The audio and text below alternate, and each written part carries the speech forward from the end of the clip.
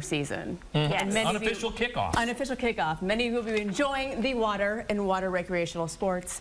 Here with some water safety tips is Captain Andrew Engelken from the Cedar Rapids Fire Department Training Division. Yes. Thank you for being here Thanks today. for bringing the boat in this morning. Yes. You know, Appreciate I it. was trying to get it down the road. It's a little dry out down there. Row your boat. Yeah. No. No, just a short walk down from the firehouse today. So, yeah. Yes. Well, thank you for being here. Thank you. We appreciate it. All right, so water safety, you know, boat safety, very important this time of year. Yeah. What's the #1 rule? You know, just know your limitations. If you've never been out on a boat before, talk to somebody that has been. Be familiar with the boat that you're going to be in. Always wear your PFDs, personal flotation devices, so life jackets. And then another big one is just be very aware of alcohol consumption. A lot of people, especially on a busy holiday weekend like this or July 4th, might consume more than they normally should. It's just like driving a car. You got to follow the law, so know that. Don't drive intoxicated or boat while intoxicated, and then just be aware of what's going on in the river, just like if you're on a road. Okay. We've had a lot of rain this last week, which means river levels could be a little higher, currents could be a little higher, but you might not necessarily see that, or at least kind of notice it when you're dropping the boat in the water. Sure. If you're putting your boat in the water, especially on the river, that current can be really difficult to work with. So just being aware of what the river level is at. You can go online and find river gauge levels so they can see how high that is.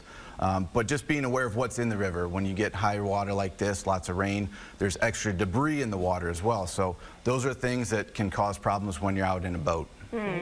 Yes, and another thing I think people forget about is the sunshine can also affect your alcohol consumption and the way you feel. So if you're out on a boat drinking, getting sun, that can you can, right? Is that right? Sit on a boat and read. I don't know what you're alluding to. So in addition to the sun, you know, just the motion of the water can affect it, make it actually worse than it normally would be. So. Okay. Yeah. All right. What's the biggest mistake people make? I'm sure there's a lot of them, but there's a lot of them.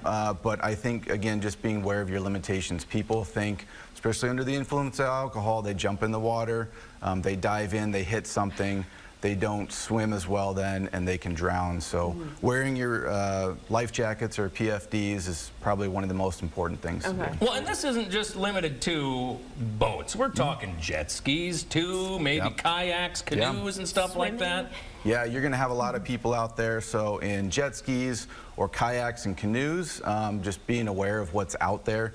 Again, it's debris in the water as well as you know, canoes and kayaks. Those can present challenges for people that are boating. So again, just like if you were in a car on the highway, being aware of what's in front of you in the water and looking out for debris and other boaters. And what about if somebody is in the water and you're on the boat and they are struggling to get back in the boat? What's the best way to help someone?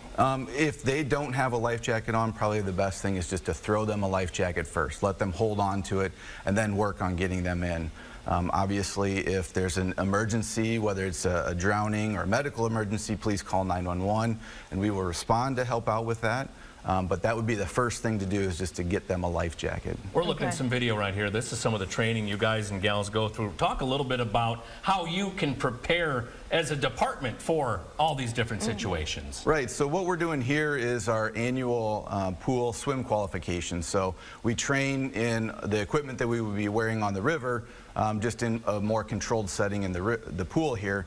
But we're doing combative rescue swimmer, where we're going after somebody that is drowning or struggling to swim, and we're taking them into our grasp and then hauling them back to shore safely. On your back. On our back, on your back, yes. So by getting them up on our chest, it keeps them higher up in the water so that they're not taking in water. And a lot of times when people are, you know, drowning, they do panic and they do start to kind of fight the person who's trying to help them. So it's important to have somebody who's qualified. Yes, and you can see in that video clip that the person acting as the victim was doing a good job of trying to climb on top of the rescuer, which is something that typically happens. So we train on how to deal with those concerned and struggling victims. Awesome. All right. Well, again, there's so much you could cover, from the water, the debris, best tips we've gone through. give you the 30-second elevator pitch. You're going to go out, you're going to boat this weekend. You're talking to trillions of people right now Trillions. watching Trillions. TV9. All right, Yeah. Give them the soapbox speech right there on camera 5. You know, have fun first of all, but again, just be aware of your capabilities. So you don't want to be jumping in the water if you can't swim well.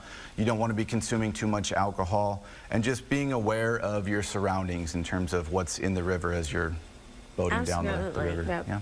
And that water's moving a lot faster than what it looks like It it's is. moving. It is. Yeah. So it can be very deceiving. Okay. I'm being told the Solon Fire Department said the first round of eggs is on them, by the way. If all you right. head down Well, there hey, Sunday. as long as I get a They're going to round, act so- surprised like they don't know what you're Sure, talking about, but trust me when I say, yeah, it's on them. That know some fake Solon message on guys. your watch. Yeah. Yeah, I'm sure it's real. Well, thank you. Really appreciate Yeah, it. thank you very much.